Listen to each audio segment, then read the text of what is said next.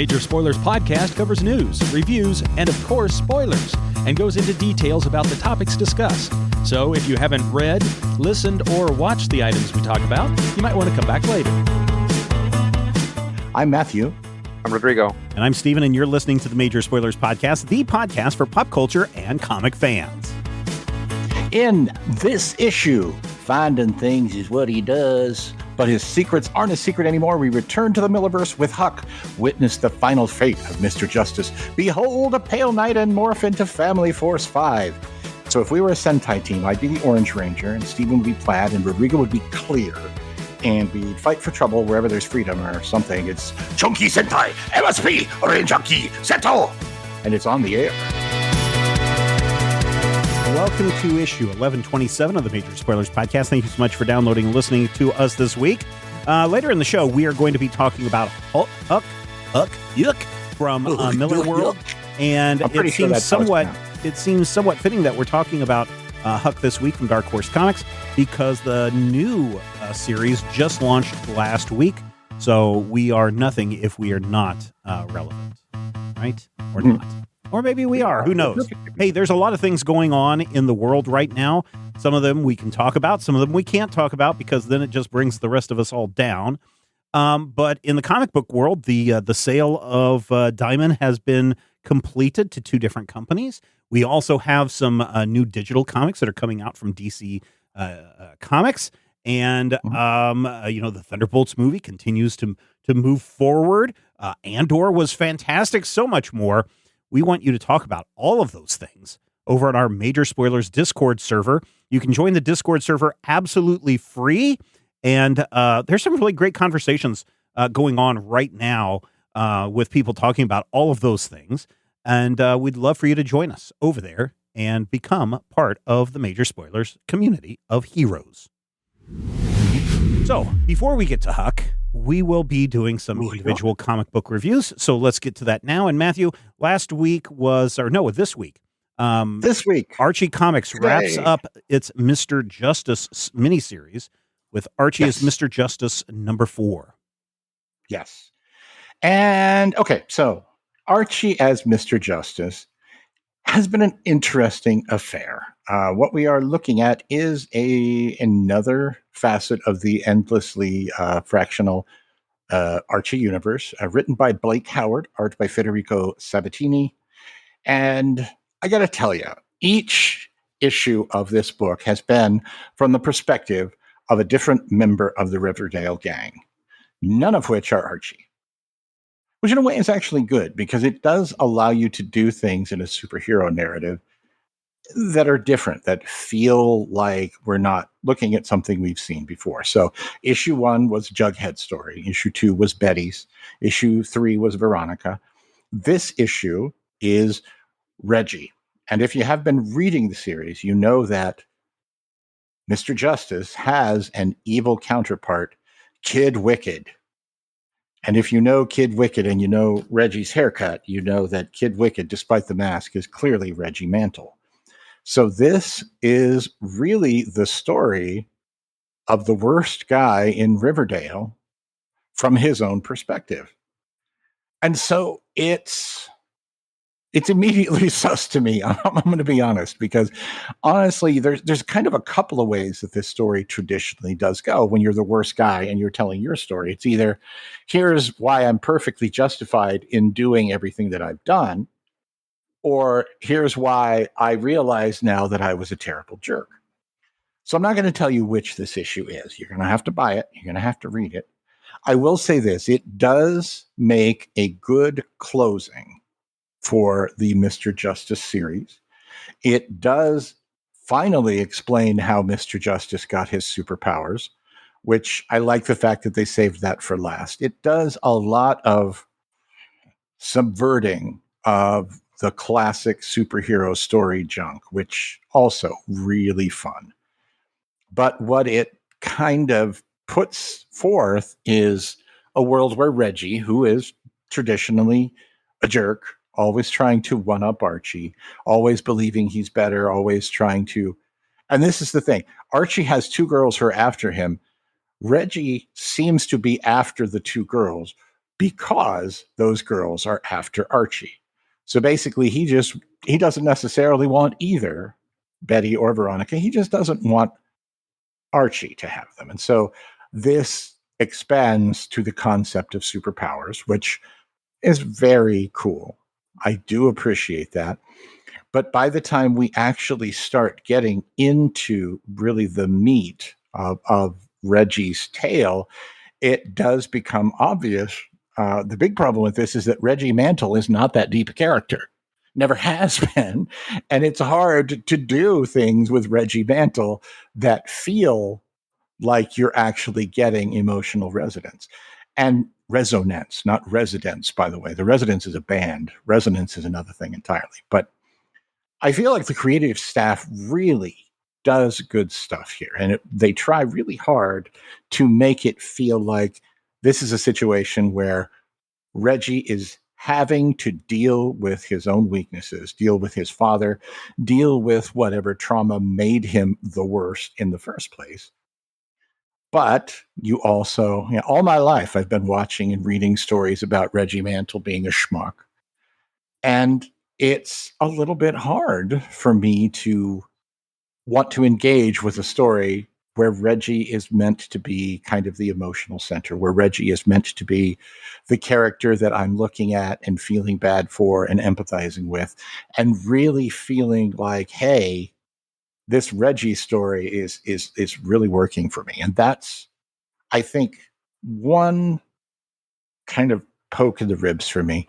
The other is, I don't recall the art in the previous 3 issues being quite as stylized, not necessarily even cartoony, but to the point where we talk about, manga where you have that super detailed background and then you have the kind of cartoony faces, or the faces that are just little scribbles or little bits and pieces, and you're like, oh, you can kind of read into that.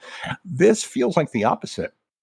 We have faces that are almost too expressive, like overly expressive, and then the backgrounds feel a little less so. Now, I will say this, I am reading a review copy, and I have found in my experience that there are times when review copies that we are given are not at full resolution. So if I read the release copy tomorrow and I look at it and go, oh, well, this is much better resolution. This is not necessarily something that was made for you to have an idea of the story. It's the finished product. I will come back and I will say to you, you know what? I messed up. But here's the deal. As the end of this story, it is closure. It's an okay closure. It's a closure that doesn't work for me, but that's not to say that it's not a good closure. And overall, I feel like the series is really well done and really well conceptualized. And most importantly, when they tried to sell us on, hey, man, Archie has superheroes again, that is not what this is. This is not a superhero story. This is very much the Riverdale style of CW storytelling. And if you're into that, I feel like you should definitely check it out. For me, all told, 2.5 slices of meatloaf. It is a comic that I enjoy. It is a comic that I spent a little less than half my time going, oh, wait, I don't know if I like that. Oh, let me go back to the previous issues and see. I don't feel like that was really set up. But endings are hard. Stephen King will tell you. 2.5 slices of meatloaf for Archie as Mr. Justice number 4. Overall, if I was going to tell you all 4 issues, which I have read, 3.5 to 4 slices of meatloaf for the complete tale. So make of that what you will. All right. Very good. Rodrigo, you are looking a week ahead at Mad Cave Studios and the release of The Pale Knight. Not P-A-I-L, but P-A-L-E. That's right. A knight who is pale, not a knight who carries a bucket for something. A lighter shade of pale, if you will. Yeah. A wan, I don't know how to anyway. James Wan, the guy from Aquaman. I love that guy. Yes. The Pale Knight This is a Mad Cave Studios joint. Writers Peter Milligan, artist is Valdechi Rodriguez Nogueira. This is a story that is solidly set in 1349 and is a very solid setup for a very straightforward legend. I read this whole thing looking at what the flip or the upshot or the irony or whatever was, and there isn't any. This is, at least so far, a very straightforward kind of classic, real world sort of dark fantasy story. It's set in Europe in 1349. The plague is like killing everyone, and a knight returns from to England from stabbing a bunch of French people and has sort of lost his way as far as his devotion to God. And so when he suddenly very desperately needs something and starts to pray, it is something else that answers his prayer, right? It's pretty cool. But kind of wasn't into it. I think that I was hoping for something that would make this feel a little bit more modern. I'm a fan of old school storytelling. Legends like this I actually like a lot. I like stuff like the Green Knight. So if you like that, there's something like that here. The art is very good. Rodriguez Nogueira does a really good job of letting you understand sort of what the characters are doing and feeling at any given point. You know, there's like I'm personally always impressed when somebody can draw like people and armor and weapons and horses. Horses are really hard to draw. So definitely no skill problems here. Just all together, it kind of felt a little flat for me.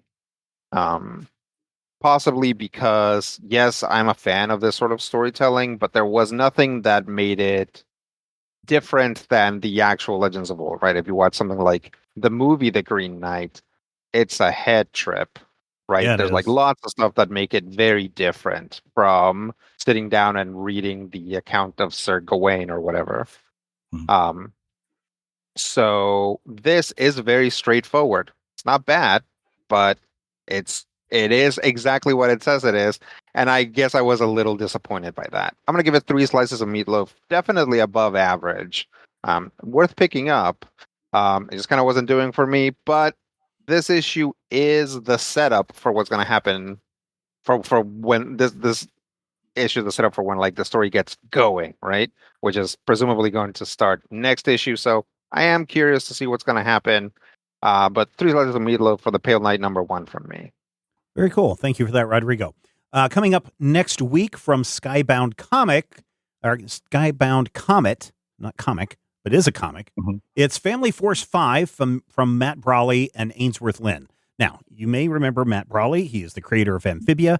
He was on our show, and we did a lengthy interview with him several months ago, talking about a new Amphibia book. I talked about that a couple of weeks ago on the Major Spoilers podcast. But if you go back and listen to that interview, he talks about a comic book that he has coming up, and this is it, Family Force 5. It's an OGN, an original graphic novel. It is aimed at YA audiences, so I think adults can enjoy it as well. I enjoyed it very much. If you are a fan of Power Rangers, Gokaiger, Battle of the Planets, anything that has 5 heroes fighting as one, you know the premise of Family Force 5. In this, 30 years ago, alien kaiju show up, and 5 kids were selected to become, the world was about to end when suddenly the moon computer shows up, this giant computer that orbits or circles the moon, comes up and gives these kids powers, suits, other things to combat these these kaiju, and they win, but they don't defeat them completely. But the kaiju battles kind of spread across the planet from Japan to other places.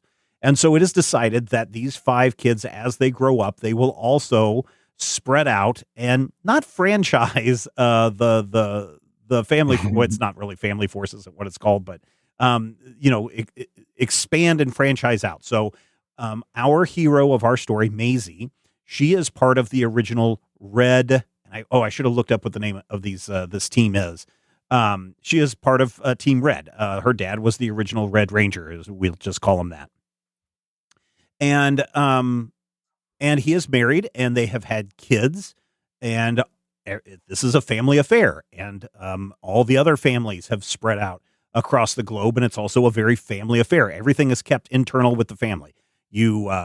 So when Red Ranger ended up getting married, the day that he proposed, that's the day that he revealed to his new wife that, hey, I'm the Red Ranger, and if you get into this, we will be doing this as a team, and you will be part of our force. And she agrees, and so they have kids, and now Maise is 13 years old, and she is going through the issues of a high schooler. I mean, she's not 13; she's definitely in high school, so she may be a little bit older than that. But she is definitely going through the struggles of, I have very strict parents that expect me to be there every time a kaiju attack happens, but I also like boys, and I want to go out on a date, and I want to go and do these things. And it causes conflicts with her family, so much so that within the first or second chapter, this is like a 10-chapter book, her father is killed. And now she has been tasked to, by her father's dying words, take care of the family. And of course, that she thinks that means that her mom will now be the new leader of the Los Angeles force. But no, the Japanese family sends over a replacement, and that causes conflict. And so Maise is just torn between everything that's happening in her life, dealing with the death of her father, having to deal with a new stranger showing up, even though technically I believe it's her cousin, showing up and telling her what to do. And it's just, one issue after another until she figures out what she needs to do to bring the family together to fight this new evolution of the kaiju, because the kaiju evolve, and that's what causes her father to pass away.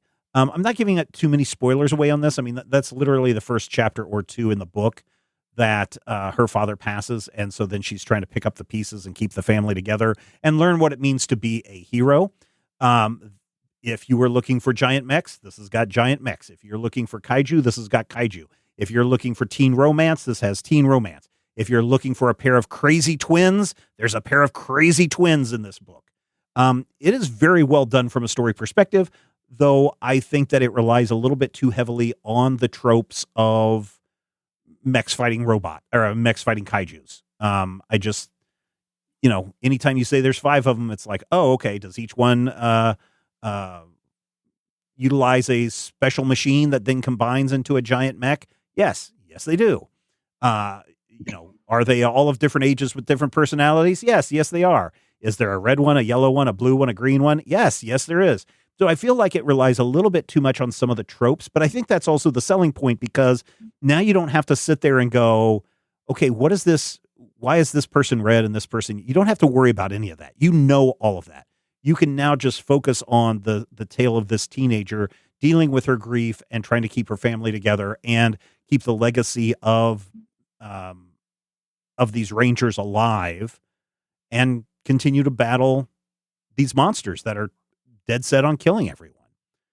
So I find that very, very impressive. There is a huge reveal at the end of this book that I didn't see coming, but in hindsight makes perfect sense and sets up a volume 2 of this coming out, I would guess probably next year. But the art is very much geared towards a YA audience, whatever YA means to you. You're not going to see super detail or anything like that. If you are familiar with Amphibia, it has a similar feel to that. And I liked it, to coin a Rodrigo phrase there. Mm-hmm. I think if you've got a kid that's into the Power Rangers, they'll get a kick out of this as well. Good representation throughout. I'm giving this 5 out of 5 slices of meatloaf. It is definitely one that I'll pick up when it comes out $17. It's definitely worth it. I was thinking like 80 pages, and no, this is a full 10 chapter book. It's got a lot, and it's got a lot of entertainment value to it. So that's why I'm giving this 5 out of 5 slices of meatloaf. It's Family Force 5, arriving next week from Skybound Comet. If you want to pick that up, or if you want to pick up Archie as Mr. Justice number 4 or The Pale Knight number 1, we have links to those in our show notes. Those will take you to our Amazon affiliate page where you can buy all of these.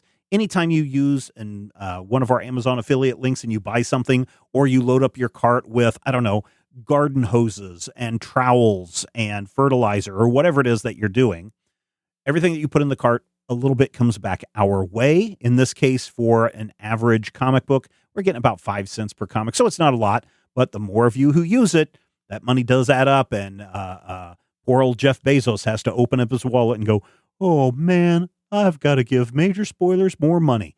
If you want Jeff Bezos to be saying that every month, then go and use those links over at the majorspoilers.com website. And we thank you in advance for that. We don't have any new patrons this week, which bothers me. I know, big inhale in this economy. I know, right? People say that the economy is fine, but I do know that in times of uncertainty, when we're deciding, are we going to be in a tariff world? Are we not going to be in a tariff world?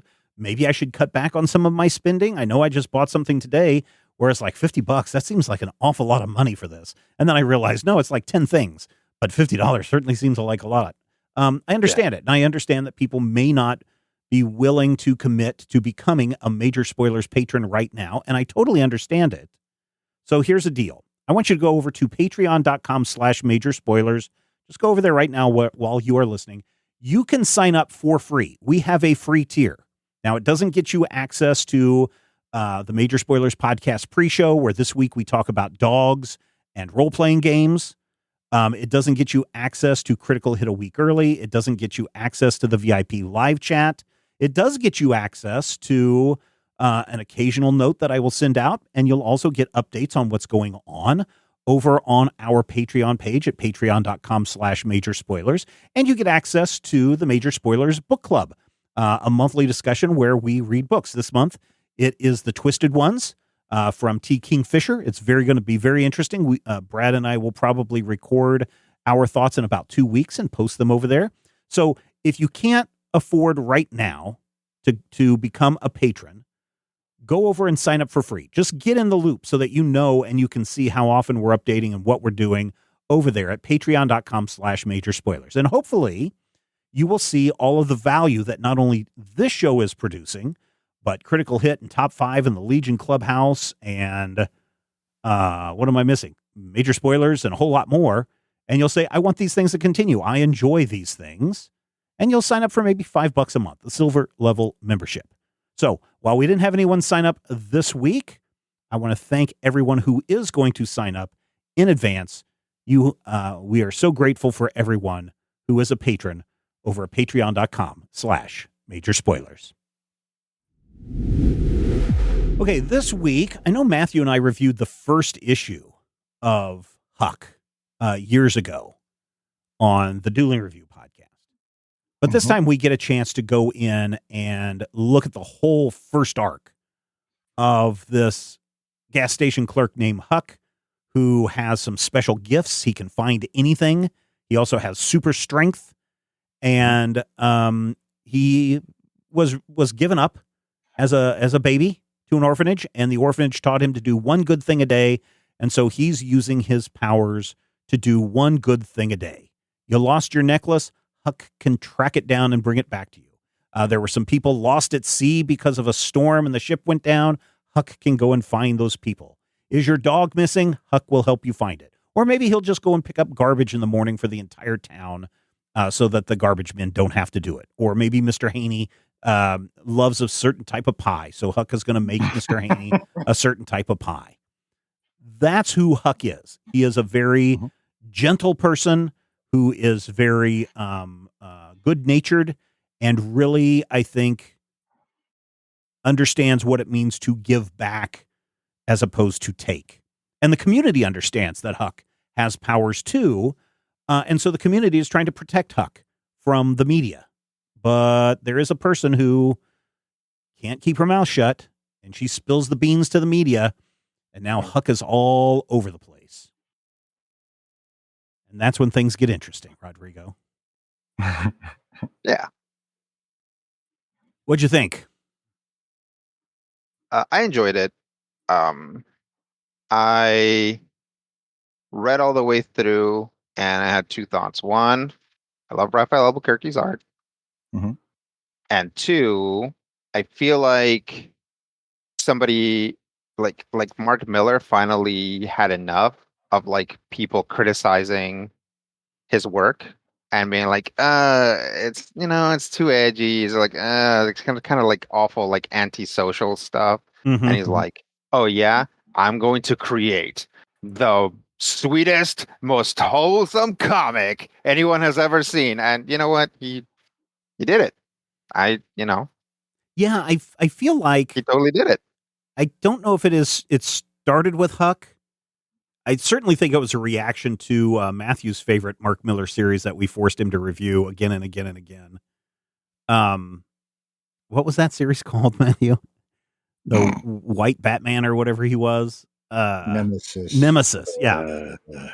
I do feel like after Nemesis, like you said, Rodrigo, that he got a lot of critique, and he said, okay, well, I can do softer characters. And he has done some books where you look at stuff where it isn't Wanted, or it isn't Nemesis, or it isn't these, finger to the world kind of things. And we end up with a kind of a sweet superhero story that does have some bad stuff in it, but.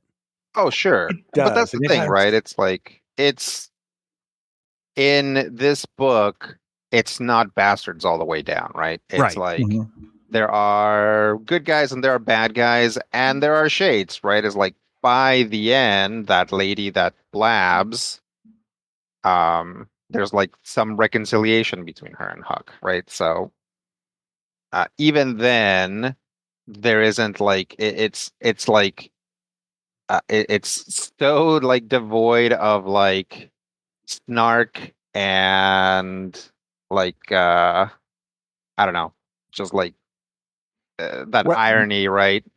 Wesley Gibson looking into the camera and telling you that you are the loser and that you're the one who sucks for reading comic books in the first place. Yeah, exactly. It's just, it doesn't have any of that contempt either for society or the reader or the very characters in the comic. And that, again, is something that, like, when I was getting ready to start up this book, I was like, oh no, a Mark Millar book. Not that I haven't enjoyed them, but after a while, yeah, it's like, because they're so like intense in that sense, right? So like, I don't know, like so Gen X-y about it. Like, but this wasn't like that. So I wanna call Mark Millar and be like, hey, whoever your therapist is, can you recommend him to Garth Ennis? Because I think he needs it. It's interesting that you say Gen X-y, because I am, in fact, a crown prince of Generation X. My knuckle tattoos actually say Winona, which is weird because I have 8 fingers and Winona is only 6 letters. But I feel like there is, at the core of this, there is something to me that is as bitter, I guess, and snarky as Nemesis murdering people, as Wesley Gibson looking at me and calling me a jerk, as the fact that, the Anachronauts, for instance, that's a cool book. I like bits and pieces of it. I like the general thing, but there's always got to be the Mark Millar guy who says the C word a lot. And the basic premise here, I don't know if the concept, and I know that by the time Big Bad World comes out, it explicitly says that Huck is on the autistic spectrum. No, that's the whole premise of this book, and that's why I was waiting for a little bit more to talk about it. But that's the whole premise of the book, is that he is somebody who is a special needs person They do talk a lot about him being slow. Certainly the villains in the book use the R word. That's how you know that they're villains. And that is part of Huck's, I think, charm in this story. But the concept is that this is a person who tries to do good in the world with his superpowers. And the underlying tone of it is you would have to be, as they say in the book, slow, or you would have to be someone with developmental differences or a different way of looking at the world to want to help other people, to feel the need to help other people. I don't know if that. I don't think that's the messaging in the book. I mean, there's certainly characters who think that way, just like people who think that way in the real world. As like, why, Stephen, would you want to give money? So, okay, let me say this. I used to give money every month to our local food bank. Okay, because I do believe that people shouldn't go hungry. I don't give money to that food bank anymore because when I went in. One time, the person looked at me and said, well, you wouldn't have to write this check if these people would just stop buying iPhones and would get jobs. And I was like, oh, if that's the kind of place you are, I don't want any part of that. Right. The person at the food bank at the food bank who was accepting my check told me that. And I was just like, I didn't say anything to her because I was so shocked that I was just like, oh, I'm offended by this and I'm leaving and I'm never coming back to give you money. So when Huck's powers are discovered and the governor of the state is like, we can use this R word to our advantage to get reelected. Look at how we are. Only an R word would do these kinds of things. It is very disingenuous, and it does feel very much like the way many people look at people who do acts of kindness as why would you, I left a $20 tip one time for somebody. This was like 20 years ago when a $20 tip was like a lot. And the person I was eating with was like, why would you leave a $20 tip? And I was like, why wouldn't I? The service was good. And they just looked at me like I was like, what's wrong with you for giving money to someone? And I have no words for those kinds of things. But I don't think I don't think Mark Millar in this, Matthew, is saying only someone who is slow would do good things for no reason.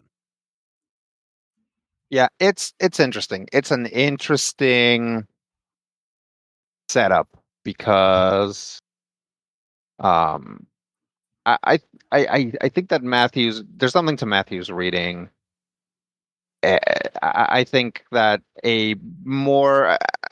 this deserves a more charitable reading. But there is something there, right? There is this idea that is like, well, how do I make this character like the sweetest possible character, right? Somebody who would do no wrong, somebody who has no malice, is like they have to have some sort of developmental disability of some kind, right? Well, I think that is there. That is there somewhere because this is a fictional character that was created by someone who doesn't have at least that serious of a developmental disability. I don't know what Mark Millar has had to deal with throughout his life. So I see it. I see what Matthew is seeing. There is this kind of this thing where, like, if you take a step back and you're like, who is this character? Sort of as all of the, like, a collection of tropes. This idea of a Lenny who has control over his strength, right? Is there. That is there somewhere. And I don't think that Matthew is like out of line for seeing that. I don't disagree. But I want to give this a more charitable reading than that because it takes that idea and does then develop it, right? Huck is in fact surrounded by good people. They just don't have superpowers like he does. And we meet people with superpowers who are bad, people, quote unquote, and people with superpowers that are good throughout this that are not Huck. So, like his, getting to the story, his mom is a good person, right? And she doesn't seem to have any disabilities like that. Mm-hmm. So I see it, but I think that what then the story goes and does with it cleans it up a lot. And I see where you're coming from, Matthew, because Mark Millar has been so cynical that at a time when I think he's trying to be a little bit more genuine, it falls on the cynical ears of someone who has been browbeaten by cynical Mark Millar. Right? And I feel like, there's I can't remember if it was something that I saw on our site or if it was something in the material where he talks about how he's based this character on what he loved about Superman. And I can definitely see that. And the selflessness is really cool. But also there's the point where, we have to stop for the emergency. Okay, we're going to help people in a burning building. Okay, we're going to help people in a car crash. Okay, we're going to help these 5 ducks across the road, which is so sweet. And so, it really kind of underlines what a gentle person Huck is. But it also feels, I don't know, like the story is kind of going, tee-hee, look how much he cares. You know what I mean? I don't know. I don't know if it's poking fun though, but I wonder if, so I had the great pleasure of working with some, disabled people, over the last 6 months as one of my students was doing a documentary. It's a fantastic documentary. And, I do get to see the kindness and the gentleness of these men and their willingness to just go out of their way to help anybody. And so I'm looking at that and I don't know, Rodrigo, if the clients that you work with, if that is the same way, but I'm kind of looking at that through kind of a little bit of that lens. But at the same so hold on. Okay, go ahead. But I wonder if there isn't some negative reaction might be from perceived exploitation in that Millar is using someone with disabilities as the tool to tell this story when he could have really just used a regular orphan person who grew up and was treated well. And so that may feel like person without a disability. Yeah. And taking advantage of that. I know that's a weird way to look at it, but I kind of... It is. It's an interesting way of look at it because it's like he creates this fictional character and then exploits them. Well, but I mean, but it exploits what we as a society believe about people with disabilities like this. Yeah. Okay, I can see that. Yeah. Okay, so go ahead, Rodrigo, with your but. Yes. Oh, no. I was gonna say so if people don't know, I work as a caregiver for people with mental disabilities. Like I go to their houses and I basically hang out at their house and help them do lots of things, take their medicines, drive them places, cook for them, or help them to cook, whatever they need. Some people have a lot of needs. Some people have very few needs, but they just need somebody to be there around the clock to make sure they're okay. I have met some people that are like earthbound angels. Like, you know what I mean? Like, yeah. There's I've met some jerks, but you can't hold it against them too much because of the life that they've led. A lot of these people have had extremely difficult lives. Yeah. But yeah, some of the people I work with, if they had superpowers like Huck, they would do that. 100%, 1000% and more, right? They are just like, some people are just like so sweet and innocent that they would do stuff like that. Of course, the other side of that is that most of them also have some other aspects, right? Like that complicate things. Yeah. Right. Yeah. Which is something that Huck doesn't really Which show. is something that Huck doesn't really have. So it is, it's like, I think it's a good step, right? Like, in a way, something like DC Superhero Girls, or even those like sexy like amekami things, and then they made like a series about them specifically. Yeah. It's like, this is kind of awful. Like the amekami ones, the superhero girls stuff was fine, but it's like it's all girls, right? And it's like, here's a comic about DC superheroes and they're all women. Like, this isn't feminist by any stretch of the imagination, but here's a point in time, a moment in which, like, even for the wrong reasons, is a comic that is populated 100% by women, right? Buffy the Vampire Slayer, like Ellen Ripley, Samus Aran, all of these characters exist literally because some dude was like, wouldn't it be funny if it was a chick instead? And yet they've become like reasonably like extant role models, for women in media. Like, you can look at these characters and say that they've at some point in their time been well written and worth looking at and worth analyzing in a feminist context. So Huck is not a bad sort of first step of being like, here's a character, who's not, who never makes a loud whiny noise and holds off and like punches somebody, right? Right. Because some people do that, but not everybody does that. Here's a character who has relationships, has lots of relationships, who lives on his own, even though he has a disability, something that is true of lots of people as well. So yeah, I can like, because Huck is such a positive character, and generally this is such a positive comic, like the bad guys are very mustache twirly and stuff. Oh yeah, very much so. Yeah. It is a generally positive depiction of a person with disabilities. And in fact, because it's never like a doctor who has, a psychologist, psychiatrist, or a developmental physician that says that Huck has any sort of disability. Some people, they're like, oh, is he slow? And he's like, no, he's just quiet.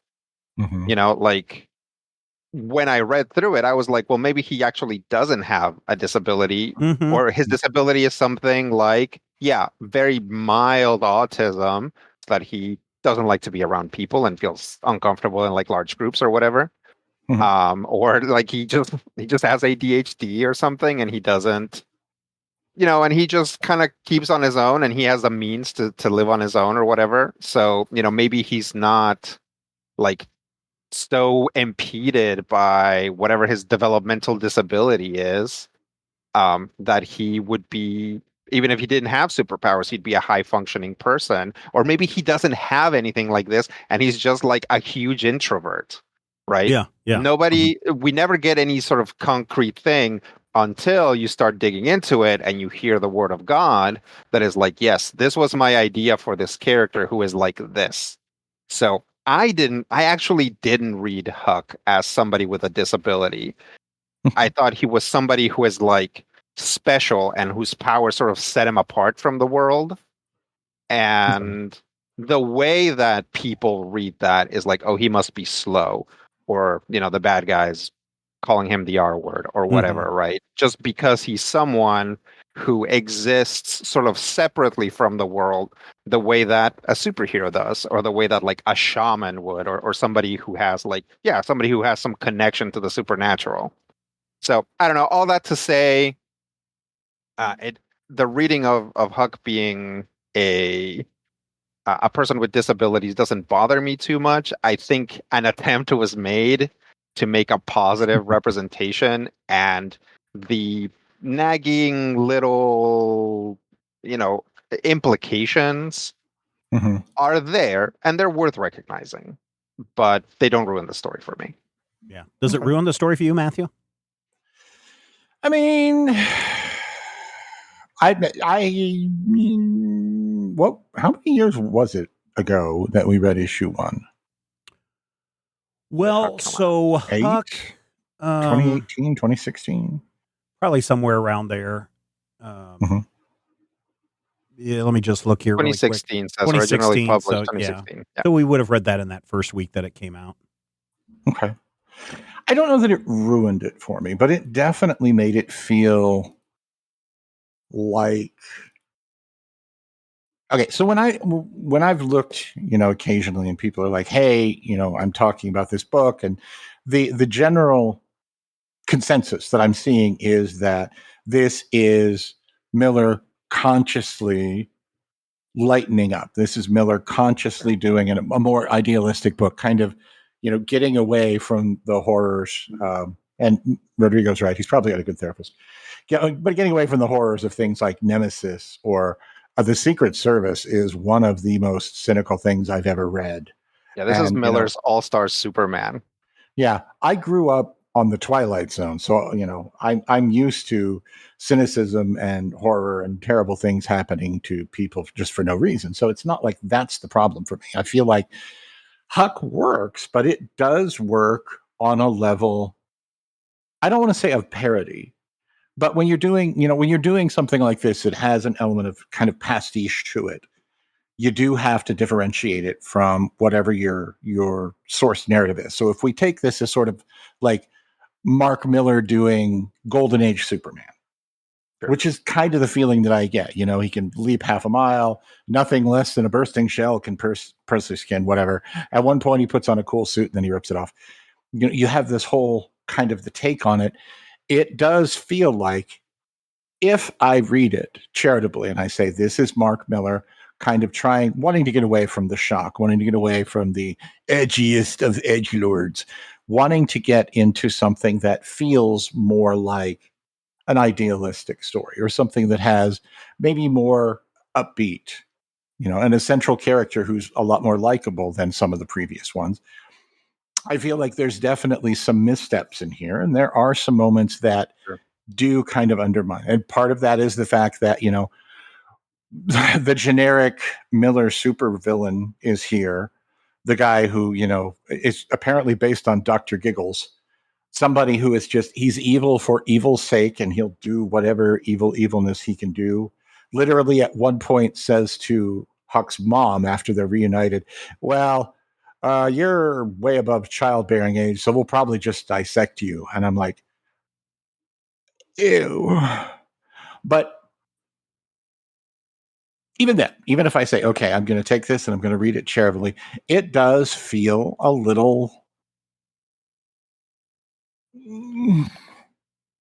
What is the idealistic take on male gazy? It's like he's kind of going, this is what you're actually. I think maybe what you're looking for is saccharine. Yes, that's actually a good way to put it, because, and Huck is one of my favorite of the Millar characters, which is why I was so mad in Big Game, where, I don't know if you've read Big Game. Spoilers, it's all one big universe, where the main character of Wanted finds Huck and drops a nuclear bomb on him. Oof. And that's literally all you see of Huck until the end of the story. And I'm just like, oh, well then, thanks, Yeah, it's like what it sounds like to me, like you don't trust Mark Millar. Yeah, that's true. I don't. Like I'm coming in, and I've only read a few Mark Millar things. I read Wanted, and obviously the Ultimates or whatever, where I think there's a lot of that, but still very under control. I think because Marvel was like holding him back. Mm-hmm. Yeah, I'm like, okay, I'll take this at face value, but you can't. You're like, I don't trust this man. Whatever he's doing, there's like, oh no, 80 liters of cynicism coming in after this somewhere. Yeah, no, I get it. I've been there too, where someone is just like totally shown their whole behind, and then they are like, no, I've cleaned up my act. It's like, have you though? So there's this. Let me get to this. So sure. When Huck first came out, Mark Millar wrote a column over at Games Radar that says how the Man of Steel traumatized me so much that I created Huck. And in the article, and it's just him writing, Mark Millar writing. He says here, this is like paragraph 10. I gave Huck learning difficulties because I like heroes who have a quiet vulnerability. I also felt Huck, and then he goes on and says some other things. I also felt Huck's learning difficulties gave him an innocence that's missing from everything else now, an earnestness where he's simply doing good deeds because it's the right thing to do, and sometimes that's enough. He says, I based him on an old man I met in a volunteer center where I often help on Fridays, a guy who was incredibly withdrawn but enormously warm and told me he'd lived his entire life by the principle of doing one good deed every day. It seemed like such a superhero thing to do, and it stayed with me ever since. And then he goes on to talk some more about that. But that's where we know for sure that Huck does have the learning disability and Millar's view on that. Right. Mm-hmm. Yeah. And that is good and bad, right? Mm-hmm. It's complicated. It is. And I feel like I have no problem with having the main character have a learning disability. I think that's actually cool. I think that having him, especially in the way, that it kind of establishes how he looks at the world differently, and that's why he, does what he does, that works for me. And I think, Rodrigo hit it on the head. I keep waiting for, the other shoe to drop. Yeah. I keep waiting for the murder in the barrel, or that moment where, Hit Girl's dad comes back to haunt her and starts yelling F words. But, I don't feel like that ruins it, but it definitely gives it an edge that makes me less happy. And having, just as of yesterday, reviewed Huck Volume 2, Big Bad World #1, and had, kind of a little bit of what's going to happen in that next book. I feel like there are moments here that really, really hit home for me. And there are moments that I wanted to hit home for me that didn't. I feel like the most successful bit in the book is when, Tom shows up and he's like, we're going to go meet Mom. And I'm like, okay, I like this. Sure. And then you get that moment where... By the way, people are going to yell at me if I don't point out that there's like just huge Dragon Ball Z references in this book. Problem with Tom was that his switch was set to evil, so there's that. Yeah. There was at one point Netflix, because they've at one point acquired a lot of the Millar World stuff. I think it's all over at Dark Horse now. But they did Jupiter's Legacy and Super Crooks and The Chosen One. They were going to adapt Huck, but nothing's come of that in recent years. Would you want to see this move ahead? Would you want to see this become a live action, or no? If they do it, go ahead. Sorry. If they do it, I really want them to make it explicit. Quantify it. This is a man with a learning disability, or this is an autistic person, or whatever you're doing, and cast an actor who, in fact, has a learning disability or is autistic. Whatever you do, you want the authenticity at the center of that, because that, to me, is going to be the heart of making this work. Are you making a show that is literally taking a character, building that character, and then having somebody do whatever, the equivalent of brown face would be in that situation. But you also have to, at that point, do what this book never does, and you have to say it. Right. You have to quantify it. You have to come out and flat out say it, and not just in the, the solicitation materials or the back matter. Yeah. Rodrigo, final thoughts on this series. Final thoughts. We didn't get too much into the art. I think Rafael Albuquerque is a rare talent. This is a book that is mostly populated by normal people, not superheroes or anything like that. And he gives us, lots of body types, lots of ages, and everybody's extremely distinct. We've seen stuff like this in his American Vampire stuff, which is probably the thing that I know him from the most.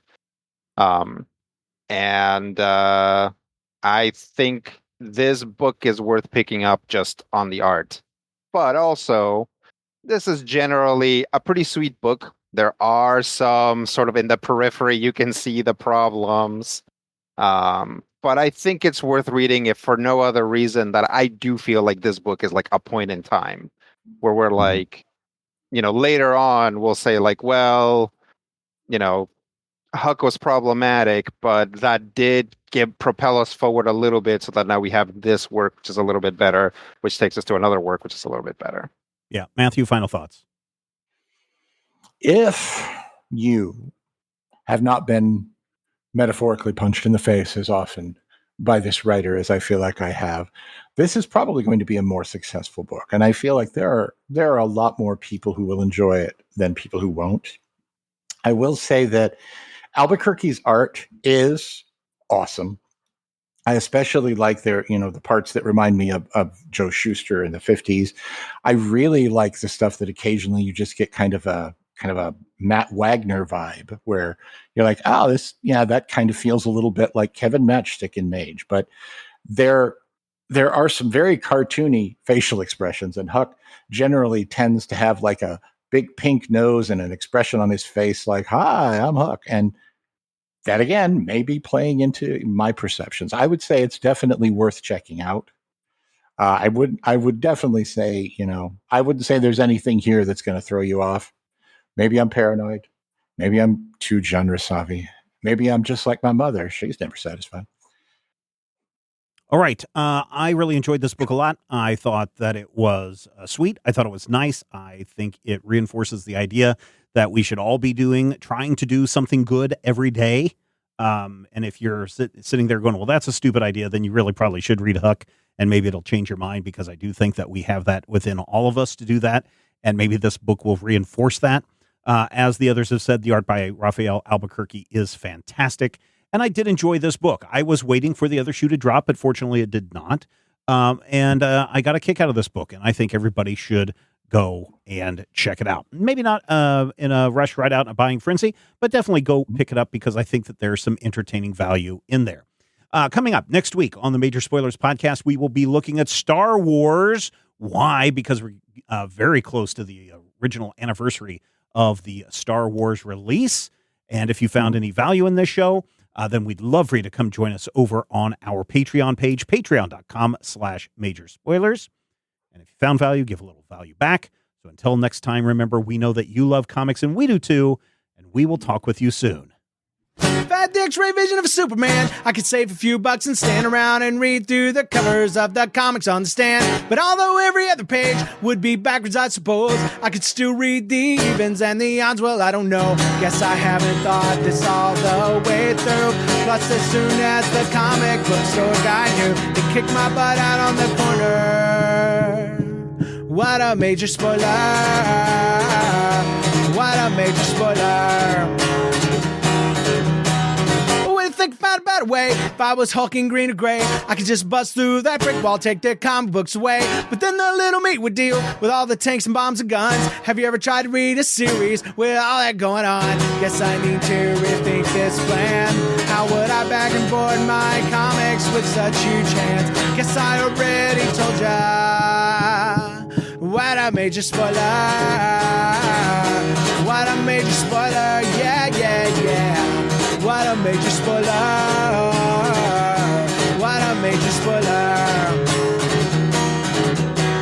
If I'm Stark Raven, rich like a man of iron, I might not be surprised to find that I might actually have the heart cold to follow an entire storyline. But would I really even need to read up on all those escapades? I mean, who needs such distractions when your sister's such a babe? But the downside is such a beast, being shot up in a fun bee in the Middle East with a gang sign throwing soldier. What a major spoiler.